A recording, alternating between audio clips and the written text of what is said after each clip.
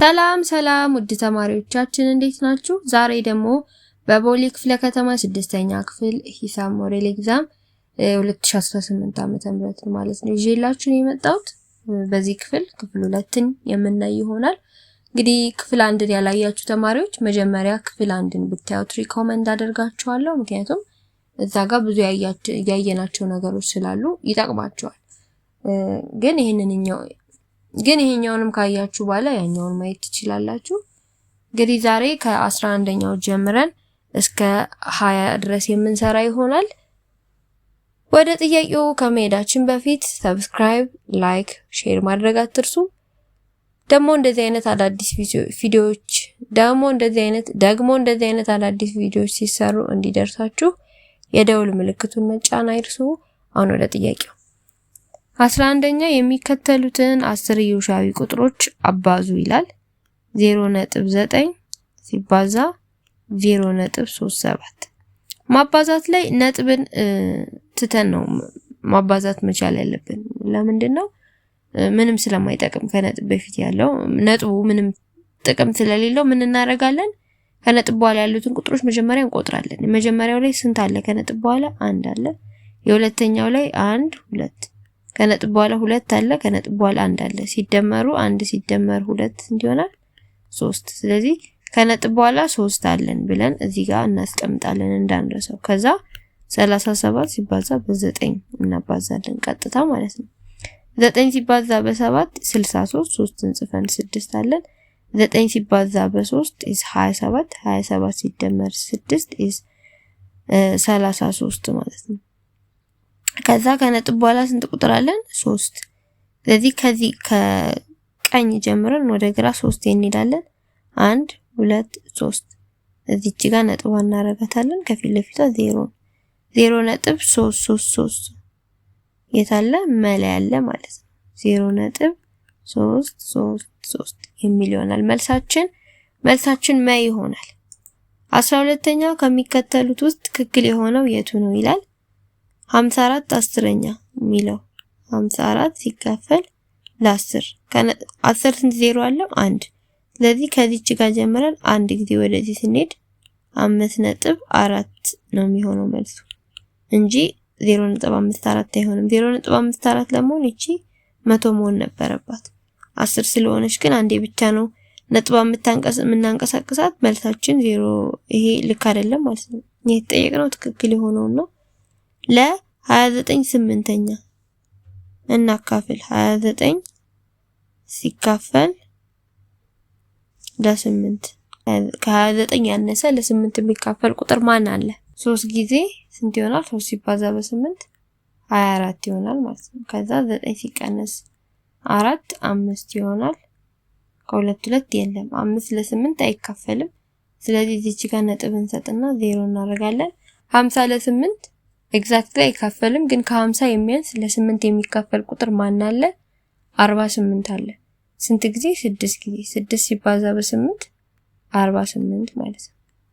እንቀንሳለን። 50 ሲቀነስ 48 2 ይሆናል። እዚህ ጋር አንዴ ነጥብ ስለሰጠን 2 ለ8 ስለማይካፈል ነጥብ አንጨምርም፣ ግን እዚህ ጋር 0 እናደርጋለን።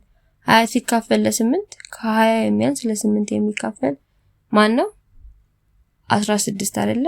2 ጊዜ 2 ሲባዛ በ8 16። ከዛ እንቀንሳለን። 20 ሲቀነስ 16 ስንት ይሆናል? 4። አሁንም 0 እንሰጣለን ስለማይችል 40 ሲካፈል ለ8 5 ጊዜ 5 ሲባዛ በ8 40 ይሆናል። ከዛ 40 ሲቀነስ 40 ስንት ይሆናል? 0 ይሆናል። 0 ልክ ሲመጣልን ጨረስን አካፍለን ማለት ነው። ስለዚህ መልሳችን ስንት ይሆናል? 3.625 3.625። ስለዚህ ይሄ ልክ ነው ማለት ነው። አክቹሊ ትክክል የሆነውን ነው ስለሆነ የተጠየቅነው። አንድ ልክ ካገኘን በቃ መልሱን መስራት እንችላለን። ግን አንዳንድ ጥያቄው ሊሳሳት ስለሚችል ሁሉንም መስራት ትችላላችሁ ማለት ነው። አመሩሃ ምን ይላል? 12/100 ስንት ጊዜ ወደፊት? 2 1 2 0.12። ይሄ ግን 0.012 አለው። ስንት ጊዜ ነው ወደፊት ያመጣው? 3 ጊዜ ነው። 3 ጊዜ ለማምጣት በ1000 መሆን ነበረበት። እኛ 100 ነው። ስለዚህ ልክ አይደለም። 15 ሲካፈል ለ6 15 ለ6 6 ከ15 የሚያንስ ለ6 የሚካፈል ማን አለ? 12 አለ። ስንት ጊዜ? 2 ጊዜ 12 ሲቀነስ 12 ሲቀነስ 15 ሲቀነስ 12 3 ይሆናል። 3 ለ6 ስለማይችል እዚህ ጋር ነጥብ እንሰጥና 0 እናደርጋለን። 30 ሲካፈል ለ6 5 ጊዜ 5 ሲባዛ በ6 30 ይሆናል። 30 ሲቀነስ 30 0 ጨረስን። ስለዚህ 2.5 ነው መልሱ። እዚህ ጋር ግን 2.5 4ን ጨምሯል። ኤግዛክትሊ 2.5 ነው መሆን የነበረበት 4 ስለተጨመረ ይሄ ልክ አይደለም ማለት ነው። ስለዚህ ልክ የሆነው ለነው ማለት ነው። ግን ጊዜ ለመቆጠብ ልክ የሆነውን ካገኛችሁ ወደ ቀጣዩ ጥያቄ ብትሄዱ የተሻለ ነው። እርግጠኛ ከሆናችሁ ነው። ግን አሰራራችሁ ላይ እርግጠኛ ካልሆናችሁ ሁሉንም መስራት የተሻለ ነው። 13ኛው 20 ሳንቲም የ2 ብር ስንት መቶኛ ነው ይላል። 20 ሳንቲም የ2 ብር ስንት መቶኛ ነው? መጀመሪያ አንድ ብር ውስጥ ስንት ሳንቲም ነው ያለው? 100 ሳንቲም ነው ያለው። አንድ ብር ውስጥ 100 ሳንቲም ነው ያለው። 2 ብር ውስጥ ስንት ሳንቲም ይኖራል ማለት ነው? ይሄ ብር በብር ይጠፋል። 2ን ለ100 ስናባዛው 200 ሳንቲም ነው ያለው ማለት ነው። 2 ብር ውስጥ 200 ሳንቲም ነው ያለው ማለት ነው። ስለዚህ እኛ የተጠየቅነው በተዘዋዋሪ 20 ሳንቲም የ200 ሳንቲም ስንት መቶኛ ነው የሚለው ነው የተጠየቅነው። ምን እናደርጋለን? 20 ኦቨር 200 ሲባዛ በ100% እናደርጋለን። ይሄ 0 በ0 ይጠፋል። 2 ሲባዛ በ100 200% ሲካፈል ለ20 ከዛ ይሄ 0 በ0 ይጠፋል። 2 ሲካፈል ለ2 1 ይሆናል። እቺ 1 0 አለች አይደለ? እዚህ ጋር እናመጣታለን። 10% ይሆናል ማለት ነው። ስለዚህ መልሳችን ምን ይሆናል? 10% ይሆናል ማለት ነው። ግን 20 ስለሆነ 20% ነው የሚሆነው ብላችሁ ለብትሉት ተሳሳታችሁ ማለት ነው። በዚህ አሰራር ነው የምትሰሩት። ከታች የሚሆነው አጠቃላዩ ነው፣ ከላይ ደግሞ የተጠየቀ ነው። ከዛ ፐርሰንት ለማድረግ በ100% ማባዛት ማለት ነው። እሺ 14ኛው ተማሪ ሰብለ ከተሰጣት 40 ጥያቄዎች ውስጥ አጠቃላይ ስንት ነው? 40 ጥያቄ ነው። 60% መለሰች። የመለሰችው 60% መለሰች። ሰብለ በትክክል ያልመለሰቻቸው ጥያቄዎች ስንት ናቸው ይላል። 60% መለሰች ማለት ስንት ፐርሰንት ነው ያልመለሰችው ማለት ነው? በአጠቃላይ ፐርሰንት ስንት ነው? 100% ነው። 60ውን መለሰች። ስለዚህ 60ን ቀንስላት ስንት ይሆናል? 40%።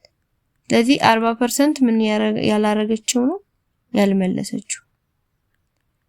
ያልመለሰችው 40% ነው። ስለዚህ ስንት ጥያቄዎች ነው ያልመለሰችው ነው የሚለን። ምን እናደርጋለን? ያልመለሰችውን በቁጥር አናውቀውም አይደለ? ያልመለሰችው እሱ ነው የምንፈልገው። ሲካፈል አጠቃላይ ስንት ነው? 40 ሲባዛ 100% ስንት ይሆናል? 40%። ያልመለሰችው 40% አግኝተናል። ስለዚህ ምን እናደርጋለን? ይሄኛውን ክሪስ ክሮስ እናድርገው። እዚህ ጋር ኦቨር አንድ አለ በውስጣቂ። ያልመለሰችው የሚለውን ያ ብቻ እንበለው። ያ ሲባዛ 100% እኩል ይሆናል 40 ሲባዛ 40%። ከዛ ያልመለሰችውን ለማወቅ ሁለቱንም በ100% እናካፍለዋለን። 100% ከዛ ያልመለሰችው እኩል ይሆናል ይሄ 100% በ100% ይጠፋል። ፐርሰንት በፐርሰንት ይጠፋል። እቺ 0 በዚህ 0 እቺ 0 በዚህ 0 ትጠፋለች። 4 ሲባዛ በ4 ስንት ይሆናል? 16። ስለዚህ ያልመለሰችው ጥያቄ ብዛት ስንት ይሆናል?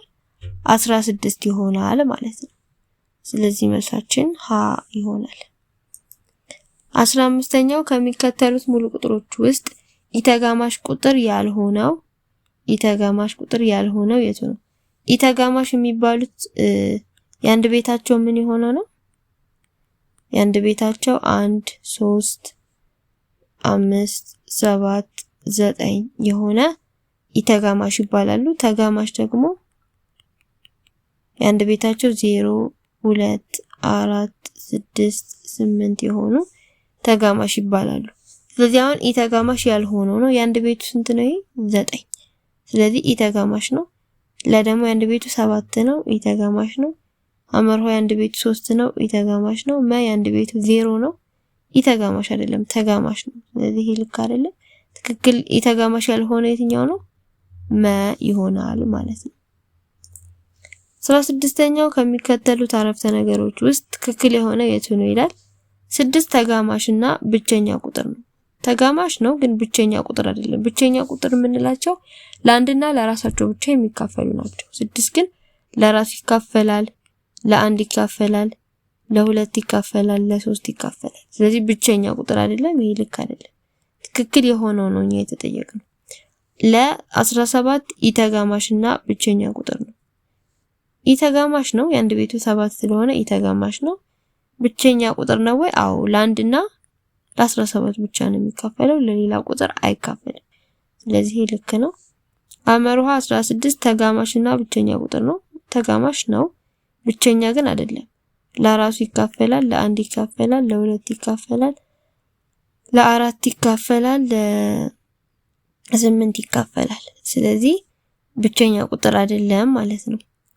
15 ኢ ተጋማሽና ብቸኛ ቁጥር ነው። 15 ኢ ተጋማሽ ነው፣ ብቸኛ ግን አይደለም። ለራሱ ይካፈላል፣ ለአንድ ይካፈላል፣ ለሶስት ይካፈላል፣ ለአምስት ይካፈላል። ስለዚህ ብቸኛ ቁጥር አይደለም ማለት ነው። ስለዚህ ትክክል የሆነው ለ ይሆናል ማለት ነው።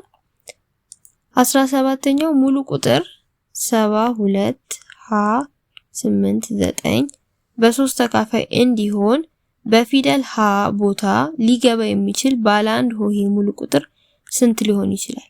እንግዲህ የሶስት ተካፋይነትን ስናይ ለምሳሌ አሁን 12 ለሶስት ተካፋይ ነው የሚለውን ለማረጋገጥ ሁለቱን እንደምራቸዋለን። 1 ሲደመር 2 3 ነው። ደምረን ያመጣነው ቁጥር ለሶስት ተካፋይ ከሆነ አዎ ያው ቁጥር ለሶስት ተካፋይ ነው ይባላል ማለት ነው። ለምሳሌ 364 ለሶስት ተካፋይ ነው የሚለውን ለማረጋገጥ እንደምረዋለን። 3 ሲደመር 6 ሲደመር 4 ሁለቱ 10 ይሆናል። ሲደመር 3 13 13 ለሶስት ይካፈላል? አይካፈልም። 13ንም ለሶስት ተካፋይ መሆኑን ካላወቅን ድጋሚ እንደምረዋለን። 1 ሲደመር 3 እንዲሆናል 4 4 ለሶስት ተካፋይ አይደለም። ስለዚህ 364 ለሶስት ተካፋይ አይደለም ብለን እናረጋግጣለን። የሶስት ተካፋይነት እንደዚህ ነው የሚፈለገው። ስለዚህ ይሄ ቁጥር 72 መሃል ላይ ሀ የምትባላለች የማይታወቅ ቁጥር እና 8 9 ያለበት ቁጥር ለሶስት ተካፋይ እንዲሆን ስንት ይጨመርበት ነው። ስለዚህ 7 ሲደመር 2 ሲደመር ሀ ሲደመር 8 ሲደመር 9 መጀመሪያ እንደምር 7 ሲደመር 2 9 ነው። 9 ሲደመር 9 18 18 ሲደመር 8 ስንት ይሆናል? 6 አንዳለን 26 26 ሲደመር ሀ ሆነ። ስለዚህ በሀ ቦታ ማን ትሁን እያስገባን እንሞክረው። ሀ ላይ 2 ይላል። 26 ሲደመር 2 ስንት ይሆናል? 28 28 ለሶስት ተካፋይ አይደለም። ስለዚህ የምትጨመረው ቁጥር 2 አይደለችም ማለት ነው። እሺ አሁንም ሀ ይሄ ነው። ለደሞ 26 ሲደመር 3 29 29 ለሶስት ተካፋይ አይደለም። ስለዚህ 3ም አይሆንም። ሐመሩሃ ደግሞ ምን ይላል? 26 ሲደመር 4 ስንት ይሆናል? 26 ሲደመር 4 30 30 ለሶስት ተካፋይ ነው። ስለዚህ ሐመሩሃ መሆን ይችላል። ደግሞ ምን ይላል? 26 ሲደመር 0 26 26 ለሶስት ተካፋይ አይደለም። 0ም አይሆንም። ስለዚህ የሚጨመረው ቁጥር 4 ነው ማለት ነው። በሀ ቦታ የምትገባው ቁጥር 4 ነው። ቁጥራችን ስንት ይሆናል? 72489 የዚህ ለሶስት ተካፋይ ነው ማለት ነው። ስለዚህ መልሳችን ሐመሩሃ ይሆናል ማለት ነው። 18ኛው 720 በብቸኛ ትንትን ሲገለጽ ትክክል የሆነው የቱ ነው ይላል። በብቸኛ ትንትን ለመግለጽ በአብዥ ዛፍ መስራት እንችላለን። 720 ሲካፈል ለ2 ስንት ይሆናል? 3 6 0 ይሆናል። ከዛውንም ይሄን ለ2 ስናካፍለው 1 8 0 ይሆናል። ከዛ ይሄንን ለ2 ስናካፍለው 90 ይሆናል። 90 ለ2 ስናካፍለው 45 ይሆናል። 45 ለ3 ስናካፍለው 13 ይሆናል 15 ይሆናል። ከዛ 15 ነውንም ለ3 እናካፍለው 5 ጊዜ ይሆናል ማለት ነው። ስለዚህ እነዚህን አካፋዮች እንቆጥራለን። ስንት ሁለት አለ? 1 2 3 4 to the power of ወይም 2 ርቢ 4 ሲባዛ እናደርጋለን። ስንት 3 አለ?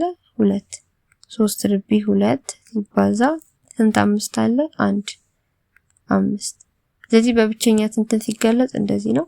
2 ርቢ 4 ሲባዛ 3 ርቢ 2 ሲባዛ 5 ለላይ ያለው መልስ ይሆናል ማለት ነው። እንግዲህ የምናካትታቸው ቁጥሮች ይቺ 5ን በዚህኛውም ሳይድ ያለችው የመጨረሻውን እቺን እንወስዳለን ማለት ነው። ከዛ በዚህ በኩል ያሉትን እንዳለ ወስደን ተመሳሳይ የሆኑትን እየቆጠርን በርቢ መልክ እያስቀመጥን እያባዛን ስንገልጸው ምን ይባላል? ብቸኛ ትንትን አገላለጽ ይባላል ማለት ነው። 19ኛ የሁለት ቁጥሮች ብዜት ለምሳሌ ሁለት ቁጥሮች ሀና ለቢባሉ ሀ ሲባዛ በለ ስንት ይሆናል? 2880 ቢሆንና ትንሹ የጋራ ብዜታቸው ትጋብ ስንት ይሆን? 240 ቢሆን ትልቁ የጋራ አካፋያቸው ስንት ነው? ትጋአ ስንት ነው? ስለዚህ ሁለቱ ቁጥሮች ብዜታቸው ከተሰጠንና ትጋአ ወይም ደግሞ ትጋአ ከተሰጠን አንደኛውን ማግኘት ይቻላል። ፎርሙላው ምን አይነት ነው? ሀ ሲባዛ በለ እኩል ይሆናል የሁለቱ ትጋብ ሲባዛ የሁለቱ ትጋአ ማለት ነው። የሁለቱ ብዜት ስንት ነው? 2880 ነው። ትጋባቸው 240 ነው። ይባዛ ትጋአ ደግሞ አልተሰጠንም። ትጋአን ለማስቀረት ሁለቱንም በ240 እናካፍለዋለን።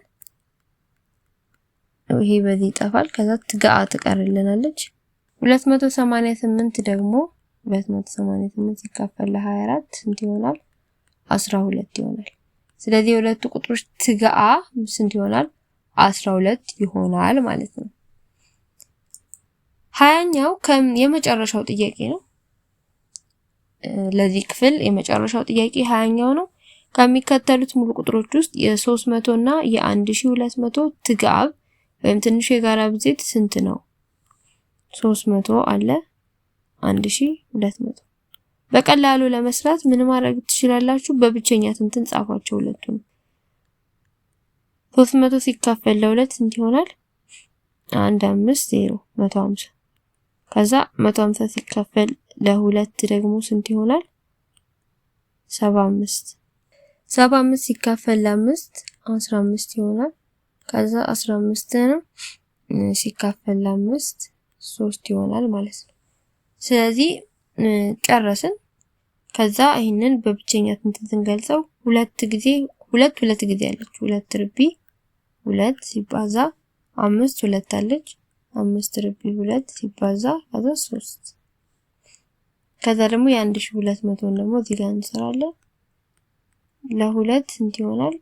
600 ለሁለት 300 ለሁለት 150 ለሁለት 75 ለአምስት 15 ለአምስት 3 ሁለት ስንት ጊዜ አለች?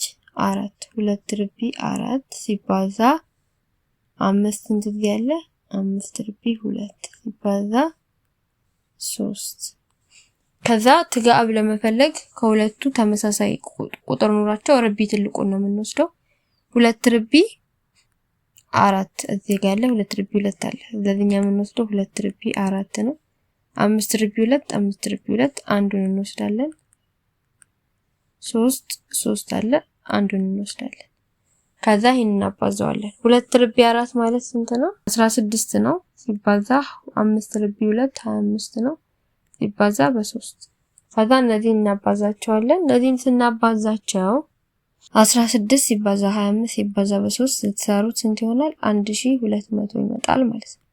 ስለዚህ ትንሹ የጋራ ብዜታቸው የሁለቱ 1200 ለ ይሆናል ማለት ነው። እሺ ተማሪዎች በክፍል 2 ይዤላችሁ የመጣሁት ጥያቄዎች እነዚህን ይመስሉ ነበረ። ከጥያቄው ጥሩ ነገር እንዳገኛችሁበት ያልገባችሁንም ነገሮች እንደተረዳችሁበት ተስፋ አደርጋለሁ። በሚቀጥለው ደግሞ ክፍል 3ን ከ21 እስከ 30 ያለውን የመጨረሻውን ክፍል ይዤላችሁ የምመጣ ይሆናል። ያላችሁን ጥያቄ፣ ሐሳብ፣ አስተያየት ኮሜንት ሴክሽን ላይ ጻፉልኝ። እንዲሁም ቴሌግራም ላይ ከታች ዲስክሪፕሽን ላይ ባለው የቴሌግራም አካውንት በመጠቀም መጻፍ ትችላላችሁ።